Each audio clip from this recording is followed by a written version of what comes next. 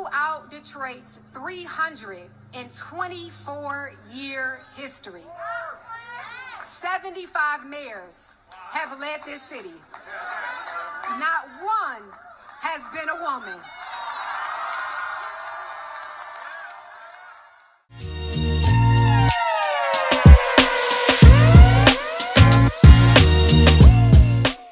Election night 2025 didn't just bring big wins for Democrats, it made Black political history.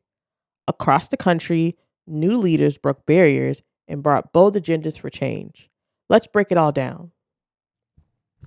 In Syracuse, Sharon Owens became the city's first Black mayor, a true trailblazer for Central New York. Her mission: thriving neighborhoods and affordable housing for all. She's pledging to build 1,000 new affordable housing units, enforce housing codes, and expand public transit so people can live where they work and work where they live. Owen says she's not just running a city, she's redefining what progress looks like. So this campaign started last September. We were on the corner of Fayette and Almond Street. And we started a campaign where all we wanted to do was focus on the issues affecting the people of Syracuse. I didn't have time to talk about other folk. What I was talking about is what we're going to do in this city. We called that campaign Maximize the Moment. We recognize the position that Syracuse is about to do. We recognized her hope. We recognized her future. We recognized her destiny. And Syracuse, you saw that vision. And you came out tonight and you voted for that vision. And I am grateful to you. In Albany, Dorcia Pliers also made history as the city's first Black mayor. She's centering community voices with her Activate Albany plan, bringing residents into policy conversations. Her first-term focus: safer streets, stronger neighborhoods, and more homeowners. She's using data-driven policing and first-time home buyer programs to create safer, wealth-building communities. Pliers says, when the people lead, policy follows. And standing on this stage is the culmination of a dream whose seeds were planted so many years ago by people who believed in me and saw in me the ability to lead and give back to a city that has given me so much. Perhaps even before I saw leadership qualities in myself. So today is a dream fulfilled rather than a dream deferred.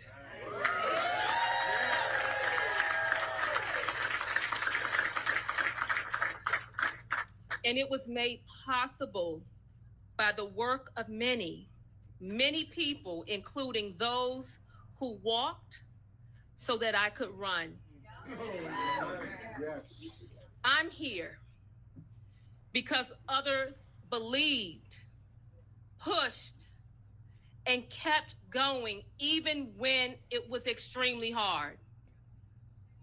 They made room for me to lead and chipped away at that cement ceiling and barriers that once felt unbreakable. And yet here we are today.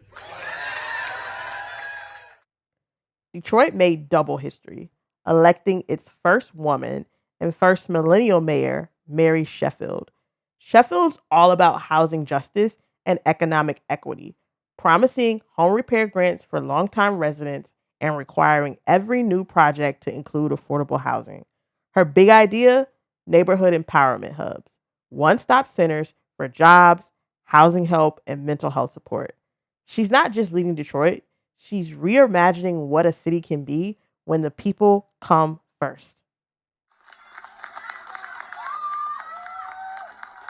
So over the past 330 days, we built more than a campaign, we built a movement. A movement that has proven that we are stronger when we all stand together as one Detroit.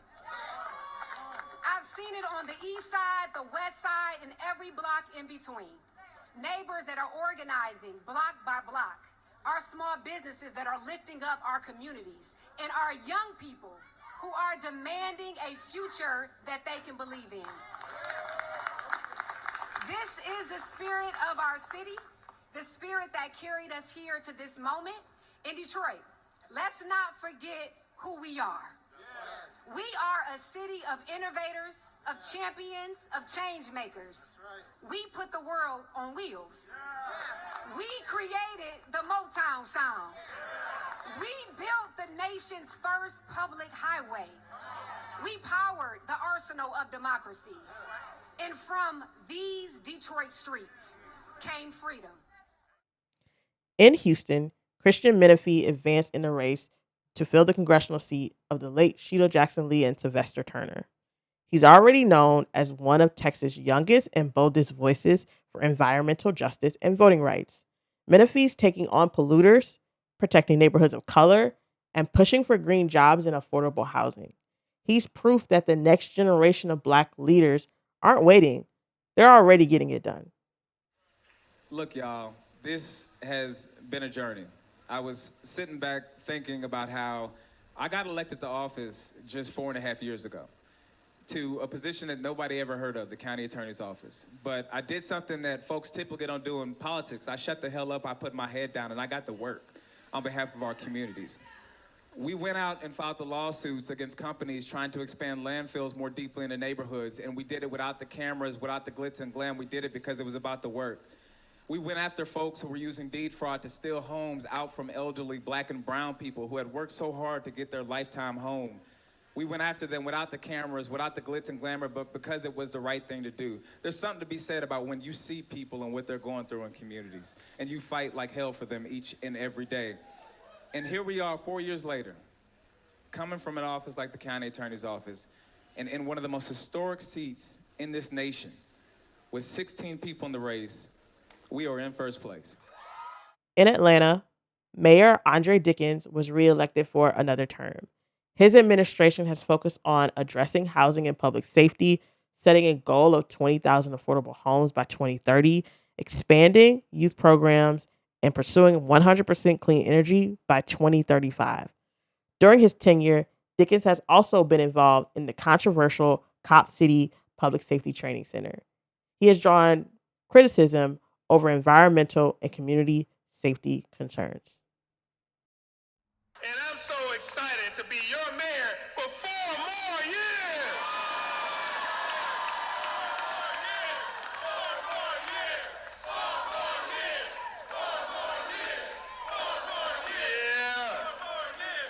I'm so proud and humbled to be standing here to serve the greatest city in the whole world and to be your mayor. At 16 years old, a kid from Adamsville, I dreamed and believed that I would become mayor of Atlanta one day. I looked up to mayors like Mayor Maynard Jackson and Andrew Young, and I knew that this would be my path. I'm here because of those that came before me, and I stand on the shoulders of those giants of mayors: Maynard Jackson, Andrew Young, Bill Campbell, Shirley Franklin, Kasim Reed, Keisha Lance Bottoms, and now, once again, yours truly, Andre Dickens. From Syracuse to Detroit, from Houston to Atlanta, this was more than a moment. It's a movement, a wave of new mayors, new candidates, new ideas, and new energy reshaping Black politics across the country. Representation matters, but policy is power, and these leaders are delivering both.